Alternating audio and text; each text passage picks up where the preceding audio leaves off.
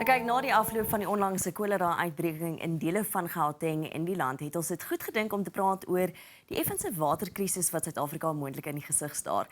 En vanoggend het ons 'n paar mense wat by ons om daaroor te gesels. Ons het die Thswane-burgemeester Cilliers Brink by ons, sowel as die maraton-atleet en uitvoerende hoof van Thirst Mina Guli en Dr. Chris van Straten van International SOS om meer daaroor te gesels.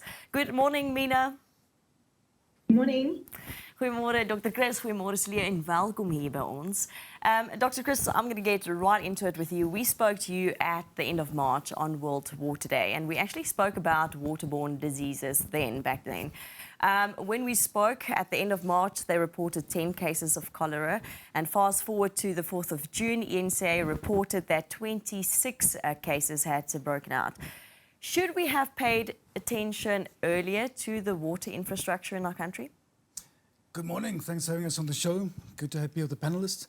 That's a really good question. I think the first aspect is we've seen outbreaks of cholera in South Africa repeatedly over the years, mostly imported from neighboring countries. And the previous numbers had been 1 or 2 cases, early detection, shutdown, not local transmission. The current outbreak in Hammanskraal, and Hammanskraal is quite unique in terms of its history, its background, and the lack of infrastructure. I was actually a student at Jubilee over 20 years ago, and we did a research on that water in that river. And back then it was already polluted from leaking sewage pipes into the water, causing outbreaks of E. coli and other infectious diseases. So I think we do know, I think it was June 6th, right, that we had the new blue drop report coming up. And that's looking quite bleak.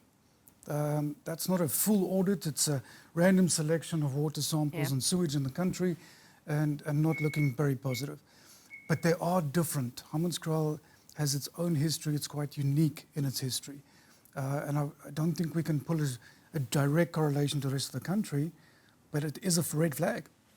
Cilliers, as mense so kyk na die geskiedenis. I'm going to keep on going in English because just for Mina's sake. Yes. If we look at the history of cholera and the history of the infrastructure in Hammanskraal specific, it has been, shall we say, a problem that's been systemic for quite some time. And is it going to be easy to fix? Is it going to be a quick fix? Is there a quick fix for the system? Yeah, let me just say in the first instance that we've had this massive cholera outbreak in Hammanskraal. At this stage, 32 people lost their lives. So it's an incredible problem. It's a horrendous situation. But there hasn't been a positive link established between the drinking water system, especially the state of the Rooiwal wastewater treatment plant, which we know is the big source of poor quality water in Hammanskraal, and the cholera. We're still doing various tests, and I know it's extremely difficult to trace the source of cholera.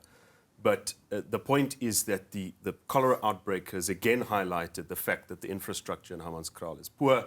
The Rooiwal wastewater treatment plant, it treats about 35% of the wastewater in the city of Tshwane. It's been underperforming for about 2 decades. As far back as 2004, there was an indication in the city's water master plan that Rooiwal was going to run out of capacity. It did need to have capital upgrades. In 2008, that same warning was repeated, and by 2011 were the first instances where Rooiwal was starting to pollute the Apies River, and you had contravention notices. So, you know, that's the essence of the problem of poor water in Hammanskraal. You get Rooiwal that's underperforming, it's releasing effluent into the Apies River that by the time it reaches the Temba purification plant, it is of such poor quality that it cannot be treated, and so they end up putting a lot of chlorine in the water. So it is an infrastructure problem. We hope now, in partnership with Water Affairs as well as National Treasury, to get the capital and the expertise to upgrade Rooiwal, but it's not going to be a quick fix. Hopefully, a time frame of about 3 years. 3 years. Wow. Do you think if South Africans at this stage are skeptical and are angry, it is justified? If you look at the United Nations, basic human rights is, you've got a human right towards clean water and safe drinking water. And I think you just mentioned the loss of lives, 32 people, and I think most South Africans were shocked. Do you think it is justified that South Africans are slightly skeptical? Absolutely, it's absolutely justified. And I've said in regards to rooiwal, and I have to emphasize once again that a causal link hasn't been established between the state of rooiwal, which is atrocious, and the cholera outbreak. But again, you can't avoid these conversations. So I think absolutely justified. And we've got to move beyond anger, though, and say, how did we get here? And I think the answer is that in the 2000s, a whole lot of money was spent on building new infrastructure and on shiny projects, quite frankly, and the upgrading of existing infrastructure, both water and electricity, was neglected. And we are now, ons pluk nou die vrugte daarvan. We are now living the consequences of poor investment in existing infrastructure. And I think we've got to learn that lesson and say that we've got to optimize public funds on the basics, and we also have to get better value out of our supply chain management systems, because you can budget as much money as you like for upgrading rooiwal, for example, but if that money gets wasted or stolen, then it doesn't help. So I think the anger is justified, and we should use it in order to change things, in order to make a break with the failures of the past. Mina, you're the founder of Thirst, and you're working for changing the way people think about water internationally. Is this an international problem? Are we the only country going through these kind of things? Is this a trend you're seeing internationally? Yeah, so it's definitely not just a South African problem. Water is everything, but for too long we've treated it as if it's nothing. This is not something that is unique to South Africa. It's something that's happening all over the world. And the consequences are dire, not only for clean water like we're talking about now, but as you know, in Cape Town, in Gauteng, in other places across South Africa, also from an infrastructure perspective, long-term for the availability of water, this is an issue. And I think what I've seen across the world is that governments particularly have ignored the advice of scientists. I cannot tell you how many rivers, lakes I've run through where in our lifetime they were filled with water, but they're now so dry. I literally ran under bridges in Europe. I ran across lakes that were filled with water and now completely empty, I ran through the carcasses of old shipping boats that used to go out and provide sustenance to the people living on the shores. These are not things that we didn't foresee. These are things that we knew were happening and we just ignored them. And I think this is a trend that I see happening not only in South Africa, but around the world. We need to pay attention to our scientists and our experts, and we need to listen to what they have to say. And if they say we invest in infrastructure, then we better invest in that infrastructure, or else we're going to have a problem not only with cholera, but also water availability, short, medium, and long term. And that is going to have major consequences for everybody, including people in South Africa. Well, I think the one thing that is becoming quite clear from all three of our guests this morning, is that we need to start speaking about it this more, have conversations and find solutions. And I think that's why we want to have these conversations, is actually to find solutions. Dr. Chris, I think we took some time to actually speak about the crisis and the fact that it's not just a crisis in South Africa, but throughout the world, and awareness needs to be created. But what are some of the precautions we can take with regards to waterborne diseases? Right, excellent question. By the way, I'm going to start with a quote, I hope you don't mind, but H. Auden said, "Thousands have lived without love, but none without water." Sure. So we are 80% plus water. We can't function without water. And it's amazing, we've been having these rolling blackouts in South Africa, and that's an inconvenience, and you can make a plan. But if you don't have water, you're not going to survive. So it's really fundamental. So first things first, infectious diseases, I think, is what most people focus on. We've had this huge cholera outbreak, but there are other common diseases that we get. Rotavirus, gastro is common. By the way, gastro is very treatable. You've got to stay hydrated. What kills you in cholera is not the infection so much, it's the fact that you can lose several liters of water really quickly, and then you lose electrolytes. That's what kills you. So no one should die from cholera, by the way. It's very treatable, provided you've suspected it and treating it correctly. We only use antibiotics in cholera if they're severely ill, but the main thing is fluids. Right. In South Africa too, things like salmonella, shigella, typhoid, bilharzia. Yeah. Right? Bilharzia has been here since I was a kid. We were told, don't swim in that river because you'll get it. I have family members who had bilharzia, survived it, but ended up with chronic scarring of their intestines and gallbladder, etc. So there are many infectious diseases. And we see these outbreaks. So Hammanskraal, again, we were medical students 20 odd years ago in Hammanskraal, and it wasn't cholera back then, it was E. coli. And people coming down with dysentery, rotavirus, and we could treat them using the fluids, but the main thing is you've got to prevent that infection. So be aware of sources of water or areas where we know it might be poor. Bottled water. So first thing they did when he walked in, they gave us Die GROOT Ontbyt water. And it says here it's been reverse osmosis and ozonation. Great, reverse osmosis being one of the gold standards for cleaning water. So be aware of your water sources. We travel extensively and we advise our clients to travel extensively throughout Africa. I used to work in Papua New Guinea, etc. I would always have my bottled water, but be careful. It must be factory sealed and from a trusted provider. Some of the vendors, they'll actually top it up at a tap, put a bit of glue, and then say, here's some, we've seen that. Then the other thing is when we're traveling, if I was in a country where I was concerned about the quality of tap water and I needed to shave or brush my teeth, if you boil water for 1 minute and let it cool, you will kill most parasites, viruses, and amoeba, right? If you're at altitude, they say, I think it's 6,500 feet, it must boil it for 3 minutes and then let it cool. So that's one option. But what if you don't have electricity and you can't boil your water? You can use bleach, but be careful. Bleach comes at different concentrations, 5 to 9%, depending on where you bought it. A lot of it is flavored or colored. You want standard bleach, sodium chloride, and you want to use 2 drops per liter. So it's 2 drops per liter. Let that stand for a while. That will kill most bacteria and viruses. And then you also want to filter it. So reverse osmosis it's expensive, but it's a very effective system that the pores are so small it blocks parasites, most viruses, which are the smallest, and bacteria. So these are different steps that people take, especially when traveling or working in resource-poor areas. I think the question then is, so it's lovely that we get these steps. En Cilliers, ek dink hierdie vraag is dan vir jou. Ek dink in Suid-Afrika is die realiteit dat so baie van ons mense nie noodwendig gebottelde water of hierdie stappe kan bekostig nie. Maar jy het genoem, daar is 'n plan, spesifiek as nou kyk na Thswane waarvan jy die burgemeester is, daar is 'n plan en ek dink dis wat ons vandag wil hoor om ons half gerus te stel dat daar 'n plan is vorentoe wat ons kan doen om beter en veiliger water en water vir ons mense te kry. Ja. So die wese van die probleem in Hammanskraal soos wat ek genoem het, is die Rooiwal rioolaanleg. En as dit 20 jaar gelede opgradeer is, dan sou die probleem baie goedkoper en makliker gewees het om op te los. Maar deur die jare het die bevolking gegroei en die infrastruktuur het agteruit gegaan. En so die probleem duurder geword en meer gekompliseerd.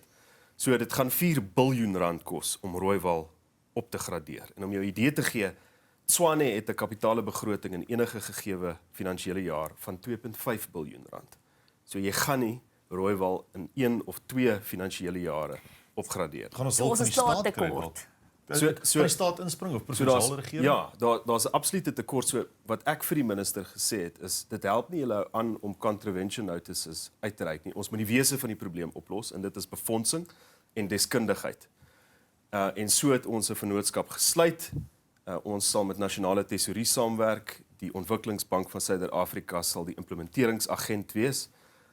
Ons as stad het 450 miljoen rand oor die volgende 3 jaar begroot.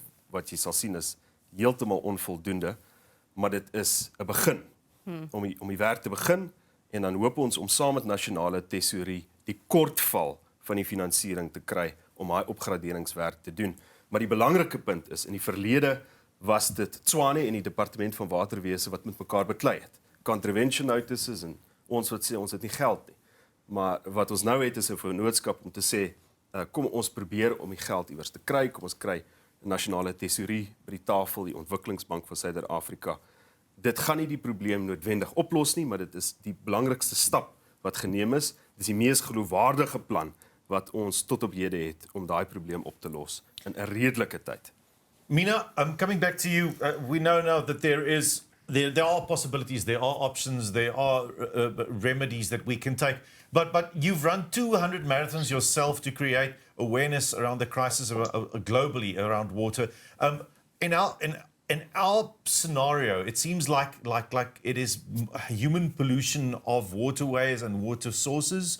But we're also in dire need to minimize our use of water globally. Isn't that the fact? Yeah, I think this is a really interesting conversation because I think that it's very easy to look at some of these infrastructure problems and say there's someone else's issue that don't belong to us. But the truth is that we are the ones that suffer from them. And I think we need to also take our own agency. One of the things that I am absolutely adamant about, and I've been adamant about since I started running my 200 marathons that I ran all over the world last year, is that this is our life and it is our responsibility, and water is a critical part of that. So we cannot just sit by and allow this infrastructure to be broken or to allow a future where there's not enough water for us or for the next generation. So I think I would have a couple of messages. The first one is that this level of infrastructure, this level of investment in our pipes and also in our ecosystems, because we have to remember that water doesn't come from a tap, water comes from healthy ecosystems. So It's not just about the pipes and the infrastructure that we see, but also the natural environment. And we need to say as individuals, this kind of poor attention to our natural infrastructure, to our toilets, taps and pipes, it's not enough. We need more, and it's unacceptable. So I think we need to make that very clear. We need it to be a priority, and we need it to be a priority on the agenda for governments and also for companies around the world. Yeah. The second is just in terms of personal agency. I've run in some of the most extreme places on the planet. I've run up to glaciers, I've run across deserts. You saw some of the pictures just now about the really harsh environments that I run in. We don't have access to water. We don't have access to power to be able to boil our water. But the truth is that sometimes we need to find solutions. We have agency. And so what we've done is we've found filters. We take filters, so a message to everybody: if you don't have access to the ability to buy bottled water, or to be able to turn on the tap and get healthy water out of it, or to be able to boil your water, then an option is also to find filters and filtration systems that you can use on your own. Mina, just before the news, you started speaking about solutions. Let's just carry on with that. Yeah, so I think it's easy to look at some of these big global problems and think that they're someone else's problem or that they're not solvable. People don't have to die from waterborne diseases. These things can be resolved either by us in our homes or, more importantly, by action from governments, action from companies and action from organisations around the world. I think that what we're seeing in South Africa is the early warning signs of what happens when we get this wrong, what happens when we don't prioritise investment in infrastructure, and indeed when we don't prioritise water. We must not ignore this canary in the coal mine. I've seen too many times and too many places where the canary has been ignored and at drastic consequences for everybody, particularly those suffering from it. So we need to prioritise action. We need to prioritise action in our homes, but most importantly, action in the governments, in the halls of power that can make the decisions about investment in infrastructure. And that means all of us saying that the current status quo is not good enough. We need to prioritise water. I said very early on, water is everything. But for too long, we've treated it as if it's nothing. And that needs to change. Every one of us has the power to step up. It may seem like a small step, but many small steps can make big change happen. When I started running, I was one person running in the middle of the desert. Over the space of 200 marathons, we ended up with a global movement of people in over 200 countries and territories, driving real, significant, meaningful change. This is the kind of movement, this is the kind of action we need to prioritise action on water, not only for us, but for the next generation. Dr. Chris, and dis baie belangrik nie. If we look at the, not only awareness, but it needs to be, people need to act. The immediate thing we can do now is educate. We can tell people and we can inform people, but it needs to go over into action. If we want to educate the communities, if we want to educate the people using water and the water system, just shortly, what should we look at? Right, some key points. One, you've already got to reach the community at their level. So again, remember from our previous talks, I tend to be a bit academic. You need to go and speak to people in their language and explain, this is your river, this is your water source, you need to keep it clean. And you need to keep what the minister's been so busy with and looking at keeping wastewater and your drinking water separate. And also what we pollute. One of the things that makes me sad about my country, South Africa, is, and I've traveled extensively globally, is we litter a lot. And that ends up in our rivers. The rivers. Yeah, so be mindful about how much water do you use? How much water do you waste? And what are you contaminating? When you throw stuff out your window Yes. or drop it on the ground, it ends up in your water. It goes somewhere. True. Yeah. Cilliers, as jy so laaste woord vir Suid-Afrikaners kan hê oor ons wat kan rustig wees, julle weet julle is besig met 'n plan vorentoe, nie net in Thswane nie, maar deur die land, wat sal dit wees? Kyk, ek dink nie ons kan rustig wees nie. Ons kan nie rustig wees nie. Ek dink die probleem in Hammanskraal met rooiwal is 'n deel van 'n baie groter probleem. Daar's net nou soveel meer fokus. Ja. Want dis Pretoria, dis veronderstel om 'n metropolitaanse stad te wees, maar ek dink reg oor die land is die watergehalte en rioolwater spesifiek die infrastruktuur in 'n skokkende toestand. Ek dink die belangrikste is om meer waarde vir geld te kry uit infrastruktuurontwikkeling. Ons weet dat die geld word al hoe minder. Ons hulpbronne as 'n stad word al hoe minder. Ons het nie ekonomiese groei basies gehad vir die afgelope dekade nie. So ons moet meer waarde vir geld kry. En die meer omstrede aspek daarvan is, ons moet kyk na die wette wat van toepassing is op hoe 'n munisipaliteit geld spandeer. Spesifiek BEE en voorkeur verkryging maak die pool van dienste en produkte wat jy kan kry kleiner en kleiner terwyl ons 'n groter pool dienste en produkte moet hê. So terwyl nasionale regering die wette hersien, ons het nou 'n procurement bill wat op die kaarte is, moet ons kyk na hoe maak ons dit makliker vir munisipaliteite om nuwe innoverende oplossings te kry en hoe maak ons dit goedkoper in plaas van duurder, hoe maak ons die mark van produkte en dienste groter, en ek dink daar is druk op die nasionale regering van uiterste belang. Is daar 'n pad vorentoe? Is daar 'n plan vorentoe? Definitief, daar is 'n plan vorentoe, maar ons sal moet hervorm. Ons sal die wette moet hervorm wat handel oor verkryging. Ons moet seker maak dat daar vennootskappe met die privaat sektor gesmee kan word. Dis bitterlik moeilik op hierdie stadium om in 'n vennootskap in te gaan. Daar's soveel regulasies wat jy aan moet voldoen. En ten spyte van al die gesofistikeerde regulasies wat 'n munisipaliteit byvoorbeeld aan moet voldoen, gebeur daar soveel korrupsie. So dis 'n tipe van 'n fasaad. Maar daar's definitief mense wat genoeg omgee. Ja. Om die planne in plek te stel. En in Thswane, die stad wat ek oor kan praat, is daar definitief die vasbeslotenheid om met ander sfere van regering saam te werk, om seker te maak ons opgradeer rooiwal en we solve this problem that hasn't been solved for almost 2 decades. Absoluut. Ek is bly om te hoor dat ons 'n plan het. Daar is 'n plan vorentoe en baie dankie dat jy daaroor kom praat het, spesifiek in Thswane waar jy die burgemeester is. Dr. Cilliers, Mina, thank you so much for joining us, for making us more aware about water and how we can also make a difference with regards to water, even if it's just starting to look at do not pollute, how do you save water, but be mindful of your water usage. Baie dankie dat julle almal hier was en saam gekyk het vanoggend. Dankie. Bly gerus ingeskakel, net hierna gaan ons voort.